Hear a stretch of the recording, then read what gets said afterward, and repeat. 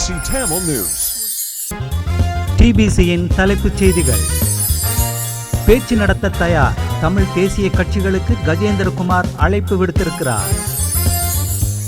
வடக்கு கடற்தொழிலாளர்களின் வாழ்க்கையுடன் விளையாட வேண்டாம் என அமைச்சர் சந்திரசேகரன் பகிரங்க எச்சரிக்கை.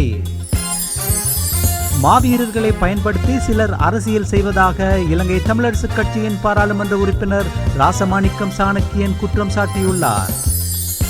இலங்கைக்கு 2.9 பில்லியன் அமெரிக்க டாலரை கடனுதவிக்கான 3வது தவணையை வழங்க அனைத்துலக பண நிதியம் IMF ஒப்புதல் அளித்துள்ளது.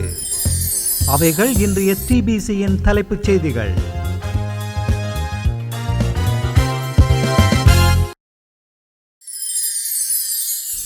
வணக்கம். நீங்கள் இணைந்திருப்பது டிபிசியின் காலை தமிழ் செய்திகளுடன்.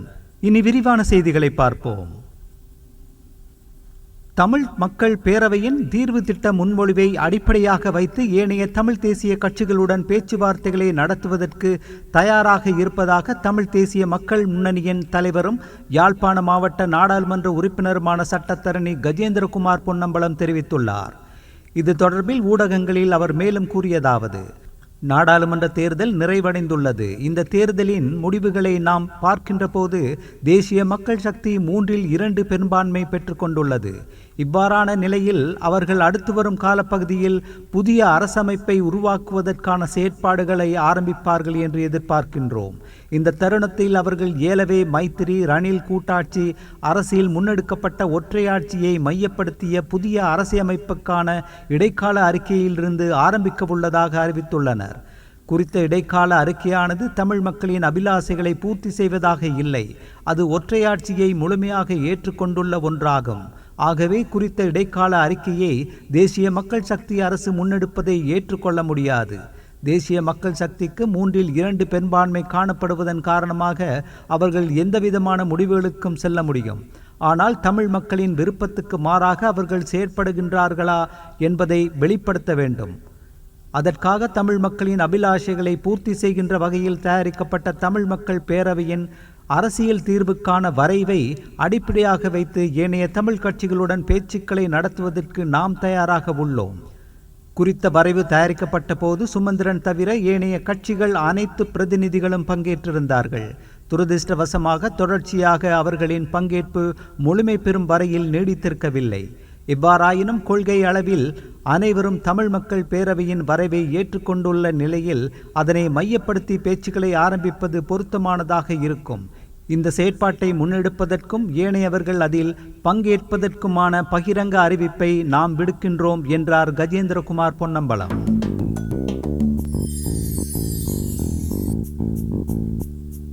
வடக்கு கடற்தொழிலாளர்களின் வாழ்க்கையுடன் விளையாடும் விளையாட்டை இந்திய மீனவர்கள் நிறுத்திக் கொள்ள வேண்டும் என்று கடற்தொழில் நீரியல் வளத்துறை அமைச்சர் ராமலிங்கம் சந்திரசேகர தெரிவித்தார். யாழ் மாவட்ட கடற்தொழிலாளர் கூட்டுறவு சங்கங்களின் சமாஜத்திற்கு விஜயம் செய்த அமைச்சர் ராமலிங்கம் சந்திரசேகர் கடற்தொழிலாளர்கள் முகம் கொடுக்கும் பிரச்சினைகள் தொடர்பில் கலந்துரையாடியுள்ளார். இதன் பின்னர் ஊடகங்களுக்கு கருத்து வெளியிடும் போது இந்திய மீனவர்களின் அத்துமீறல்கள் சம்பந்தமான பிரச்சினை என்பது பாரதூரமானதொரு பிரச்சனையாகும். நேற்றிரவு என்னை தொடர்பு கொண்டிருந்த மன்னார் பேசாலை மீனவர்கள் 200க்கும் அதிகமான இந்திய மீனவர்கள் தங்களின் இயந்திரங்களுடன் எமது கடற்பரப்புக்குள் வந்திருக்கிறார்கள் என்ற தகவலை தெரிவித்தார்கள். அவர்கள் தரையில் இருக்கும்போது அதிர்வதாகவும் கூறினார்கள் என்று சுட்டிக்காட்டினார். உடனடியாகவே கடற்படையினருக்கு தகவல் அனுப்பப்பட்டு நடவடிக்கைகள் முன்னெடுக்கப்பட்டது. இலங்கை கடற்பரப்பு எமக்கு சொந்தமானது. அதற்குள் இந்திய மீனவர்கள் பிரவேசிப்பதற்கு இடமளிக்க முடியாது. தொப்புள் கொடி உறவுகளாக இருந்தாலும் சரி, ஒரு தாய் வயிற்று பிள்ளைகளாக இருந்தாலும் சரி, எமது வளங்களை சூறையாடுவதற்கு இடமளிக்க முடியாது என்றும் அவர் வலியுறுத்தினார். இந்திய மீனவர்கள் கடற்பரப்புக்குள் நுழைகின்றமையானது எமது மக்களின் தலைவிதியுடன் விளையாடுகின்ற விளையாட்டாகும். எமது மக்களின் வாழ்க்கையுடன் விளையாடுகின்ற விளையாட்டாகும். ஆகவே இந்திய மீனவர்களுக்கும் இந்திய அதிகாரிகளுக்கும் நாம் இந்த விளையாட்டை நிறுத்துமாறு மிக தயவாக கேட்டுக்கொள்கிறோம் என்றும் சந்திரசேகரன் மேலும் தெரிவித்தார்.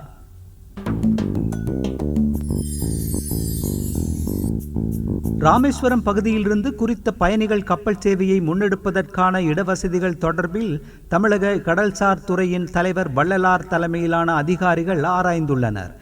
இந்த விடயம் தொடர்பில் கருத்துரைத்துள்ள தமிழக கடல்சார் துறையின் தலைவர் வள்ளலார் குறிப்பிடுகையில், ராமேஸ்வரம் தலைமன்னார் கப்பற் போக்குவரத்தை மீண்டும் ஆரம்பிப்பதற்கான ஆய்வுப் பணிகள் இடம்பெற்று வருகின்றன. கடல் வளம், பாதுகாப்பு மற்றும் கடற்தொழில் என்பவற்றுக்கும் ஏற்ற வகையில் கடல் போக்குவரத்து வழித்தடம் அமையும். முதற்கட்டமாக 100 முதல் 150 பயணிகள் பயணிக்கக்கூடிய வகையில் கப்பலை சேவையில் ஈடுபடுத்துவதற்கு எதிர்பார்க்கப்படுகிறது.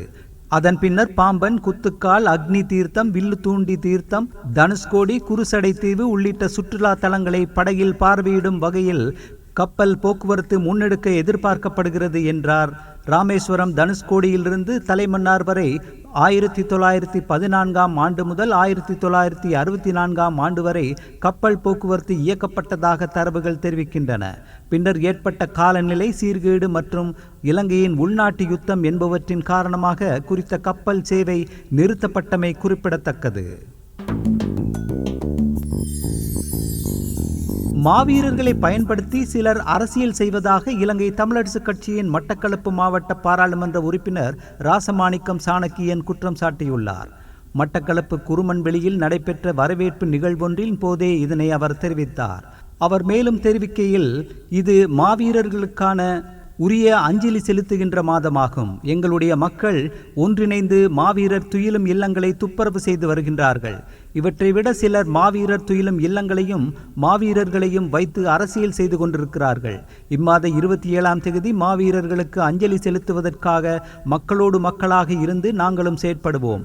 அந்த வீர மறவர்களுக்காக நாங்களும் மக்களோடு இருப்போம். மாறாக மாவீரர்களை வைத்து நாங்கள் அரசியல் செய்ய போவது அல்ல. பலர் மாவீரர் குடும்பங்களை கௌரவிப்பு செய்கின்றோம் என பலரிடம் பணம் பெற்றுள்ளார்கள். இதில் மக்கள் அவதானமாக இருக்க வேண்டும் என்றும் சாணக்கியன் வேண்டுகோள் விடுத்துள்ளார்.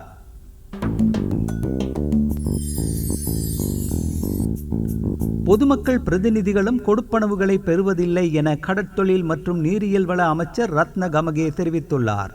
ஜனாதிபதி, பிரதமர், அமைச்சர்கள், பிரதி அமைச்சர்கள், பாராளுமன்ற உறுப்பினர்கள் உள்ளிட்ட அனைவரினதும் சம்பளம் பொது நிதியில் வரவு வைக்கப்படும் எனவும் அவர் தெரிவித்துள்ளார். பிரதி அமைச்சர்களாக பதவி பிரமாணம் செய்து கொண்டதன் பின்னர் இடம்பெற்ற வரவேற்பு நிகழ்வில் கலந்து கொண்டு கருத்து தெரிவிக்கும் போதே அவர் இவ்வாறு தெரிவித்தார். நாங்கள் 159 பேருக்கும் கொடுப்பனவுகளை பெறமாட்டோம். அவை பொது நிதியில் வரவு வைக்கப்படும். அந்த பொது நிதியில் இருந்து மக்களுக்கு ஏதாவது செய்ய வேண்டும் என்றால் அதை செய்வோம். அமைச்சர்கள் மற்றும் பிரதி அமைச்சர்களுக்கு சலுகைகள் கிடையாது. மக்கள் சுமையாக இருந்தாலும் உழைக்க வேண்டும் என்றார்.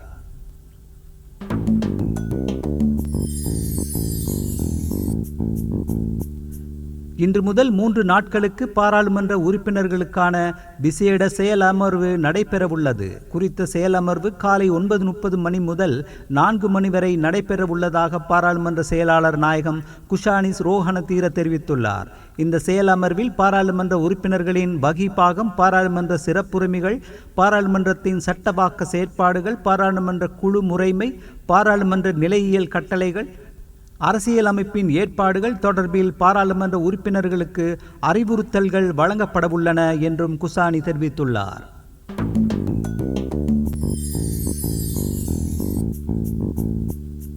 இரண்டாயிரத்தி 23ஆம் ஆண்டு மத்தளை ராஜபக்ஷ சர்வதேச விமான நிலையத்தின் செலவானது வருமானத்தை விட 8 மடங்கு அதிகரித்துள்ளதாக தேசிய கணக்காய்வு அலுவலகம் தெரிவித்துள்ளது. அந்த அலுவலகம் வெளியிட்டுள்ள அறிக்கையின்படி கடந்த ஆண்டு அதன் இயக்க செலவு 2412 மில்லியன் ரூபாவாகவும் வருமானம் 288 மில்லியன் ரூபாவாகவும் பதிவாகியுள்ளது.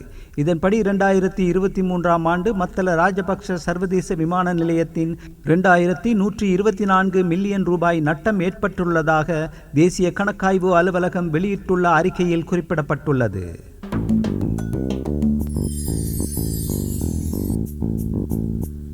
ஒரு வார காலப்பகுதிக்குள் கடும் காற்று மற்றும் பலத்த மழையுடனான வானிலையால் 4184 குடும்பங்களைச் சேர்ந்த 15622 பேர் பாதிக்கப்பட்டுள்ளனர். 5 மாவட்டங்களைச் சேர்ந்த மக்களே இவ்வாறு பாதிக்கப்பட்டுள்ளதாக இடர் முகாமைத்துவ நிலையம் தெரிவித்துள்ளது. அதிக அளவிலானோர் மன்னார் மாவட்டத்திலேயே பாதிக்கப்பட்டதோடு அந்த மாவட்டத்தில் 7854 பேர் பாதிக்கப்பட்டுள்ளதாக இடர் முகாமைத்துவ நிலையம் குறிப்பிட்டுள்ளது. அனர்த்தங்களால் பாதிக்கப்பட்ட 399 பேர் 5 பாதுகாப்பு மத்திய நிலையங்களில் தங்க வைக்கப்பட்டுள்ளதாக தெரிவிக்கப்படுகின்றது. 5 மாவட்டங்களிலும் 44 வீடுகள் பகுதியளவில் பாதிக்கப்பட்டுள்ளமை குறிப்பிடத்தக்கது.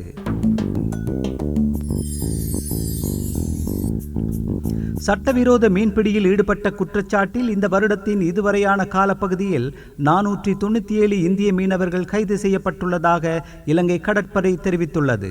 கடற்படை பேச்சாளர் கேப்டன் கயான் விக்ரமசூரிய கருத்து வெளியிடுகையில் 66 மீன்பிடி படகுகளில் வந்த இந்திய மீனவர்கள் இவ்வாறு கைது செய்யப்பட்டுள்ளதாக தெரிவித்தார். மேலும் மீனவர்களின் பாதுகாப்பை உறுதி செய்வதற்கும் இந்த நாட்டு மீனவர்களின் கடற்தொழில் பிரச்சினைகளுக்கு கடற்படை அதிகபட்ச பங்களிப்பை வழங்கும் என்றும் கடற்படை பேச்சாளர் கேப்டன் கயான் விக்ரமசூரிய கருத்து வெளியிட்டார். இலங்கைக்கு 2.9 பில்லியன் அமெரிக்க டாலரை கடனுதவிக்காக 3வது தவணையை வழங்க IMF ஒப்புதல் அளித்துள்ளது. இருப்பினும் அந்த நாட்டின் பொருளியல் நம்பிக்கை அளிக்கும் வகையில் இல்லை என அது எச்சரித்தது. 3வது கடன் தவணையாக கிட்டத்தட்ட 333 மில்லியன் அமெரிக்க டாலரை இலங்கைக்கு வழங்கவிருப்பதாக IMF வெளியிட்ட அறிக்கையில் தெரிவித்தது. இந்த தவணையுடன் சேர்த்து கிட்டத்தட்ட 51.3 பில்லியன் அமெரிக்க டாலரை பொருளியல் நெருக்கடியால் பாதிக்கப்பட்ட தெற்காசிய நாடான இலங்கைக்கு அதிலிருந்து மீண்டு வர கடனுதவியாக அளித்திருப்பதாக அது மேலும் தெரிவித்தது. பொருளியல் மீட்சிக்கான சாத்தியக்கூறுகள் செய்யப்படுவதாகவும் IMF அதில் குறிப்பிட்டது. அந்த செய்தியோடு நிறைவுக்கு வருவது TBCயின் இன்றைய காலை தமிழ் செய்திகள். மீண்டும் மாலை செய்திகளோடு சந்திப்போம். வணக்கம்.